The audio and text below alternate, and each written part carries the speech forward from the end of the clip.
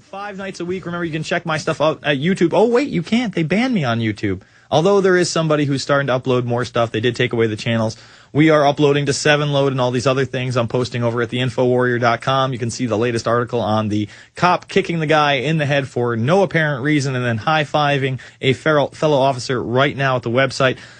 But we are joined by an esteemed member of the academic community that disputes the official version of 9/11, architects and engineers for 9/11 Truth's own Richard Gage, and I believe they have a new DVD series out that's more palatable for people's interest levels, a 10-minute version, 30-minute version, and 60-minute version. We're going to tell you how you can get that. And on top of that, he's touring the country explaining the controlled demolitions of 1, 2, and 7.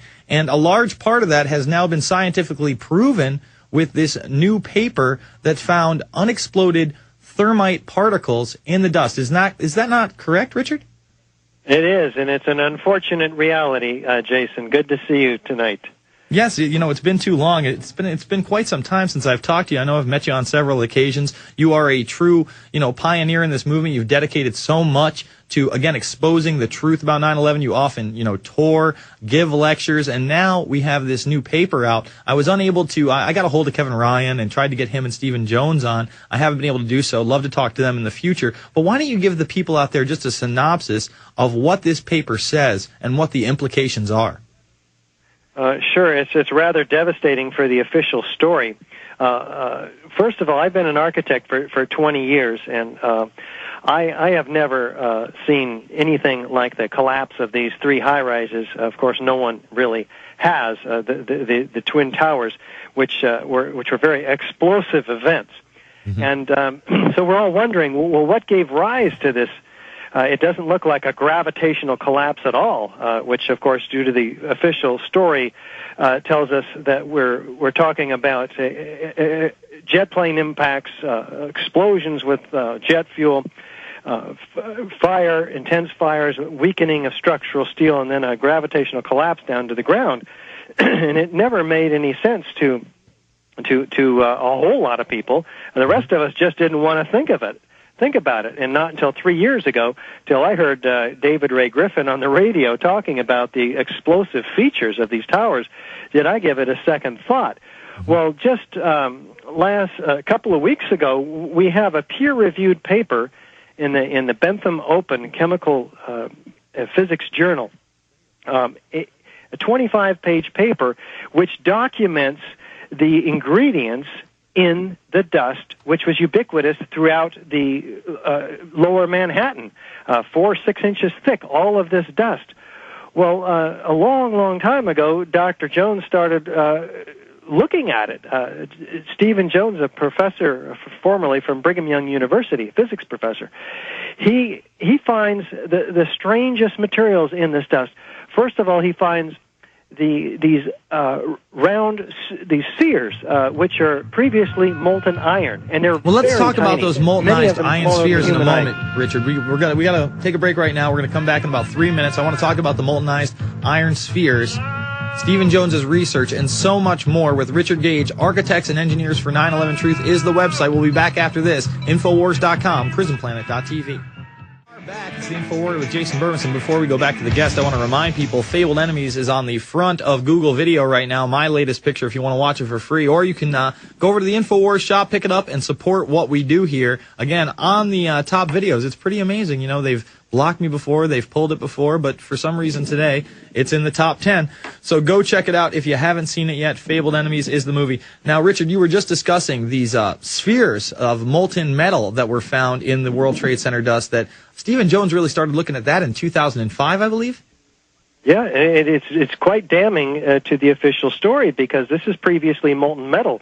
Dr. Jones estimates that there must have been at least 10 tons of these previously molten iron spheres. And it's molten iron. I mean, it's not structural steel that's been melted somehow. It's iron, and it's got the evidence, chemical evidence in it, the chemical traces of thermite, an incendiary used to cut through steel like a hot knife through butter. It has traces of sulfur, fluorine, manganese, aluminum, iron oxide, oxygen. These are the elements of chemical evidence of thermite. This is very damning. So he says, well, what could have created all of these spheres? You know, it could only have happened in an aluminothermic event, thousands of them under intense pressure like explosives, which would have atomized the byproduct of thermite, which is molten iron, and sending it into all directions, very tiny droplets in spheres, because the surface tension of a liquid in an atomized form does just that. It forms itself into a sphere.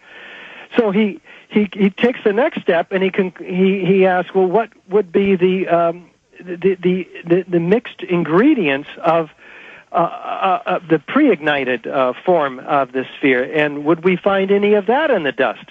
Well, he concludes it would have had to have been potassium permanganate, iron oxide powders, aluminum powders, and these other more rare chemicals that are found. And he says, well, let's see if we can find any of them.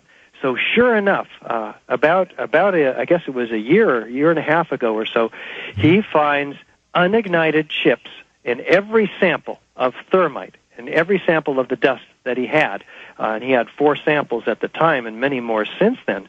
So he's now published this in a peer-reviewed paper. It's unignited thermite chips. Some of them are very, very small. I think the largest one is about a 1/16 of an inch long. It's red on one side, gray on the other. The gray side appears to be some sort of binder. The red side is composed of extremely small particles of iron oxide, aluminum, and the related chemicals that are found with it, fluorine, manganese, and sulfur in some cases. And this is these particles are so small that we're talking about a thousandth the size of a human hair, the width of a human hair. These are nanoparticles. This stuff is not made in a cave in Afghanistan. Are you telling me that there is actual evidence that it wasn't made in a cave in Afghanistan? That just sounds like a conspiracy theory, Richard. I can't buy that. Now, there's been a whole lot of controversy over this paper as well. Someone actually resigned over it being published, correct? Yeah, in fact, I believe it was the editor-in-chief, and there's no, from what I hear, there is no scientific analysis given, or the specific problem that she had was no, it's just really a blanket political, statement. I don't like what you guys are saying.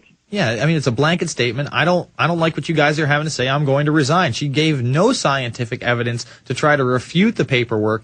Now, I mean, how much more do you think that we have to do to prove that this indeed was a controlled demolition? We now have yet another peer-reviewed paper by Stephen Jones being published. He's proved that the molten metal that was coming out of the World Trade Center prior to its collapse was not aluminum from the plane, as the debunkers so love to spout. I mean, you literally see this hot, molten, either steel or iron, or perhaps a mix of both, coming down like a foundry 20, 40, and 60 floors below before it really starts to dissipate. You know, you have FEMA on record, Ken Holden and others, talking about pools of molten metal under 1, 2, 7, and 6.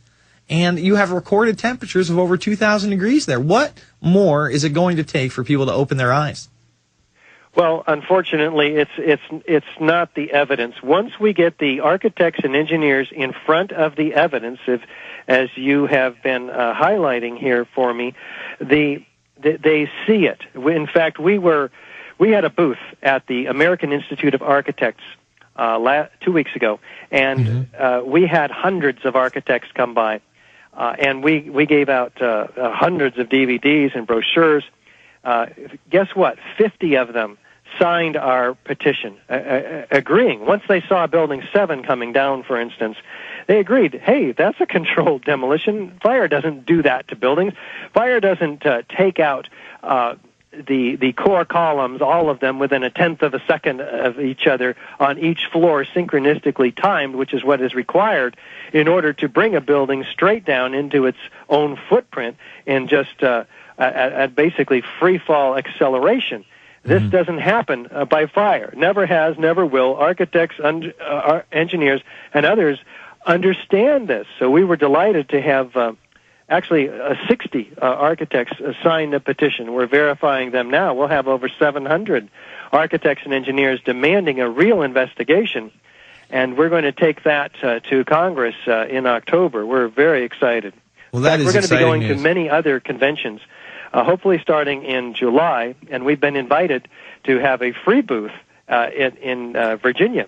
Excellent. At the American Institute of Architects convention there, as well as a speaking opportunity. That's great news, Richard. Where can people find the DVDs, find the information, find out where they can support you, maybe turn their architect and engineer friends onto this information so they can get involved as well? Yeah, we're asking everybody to send the AE911truth.org link to every architect and engineer they can find throughout the country. We've got to wake them up.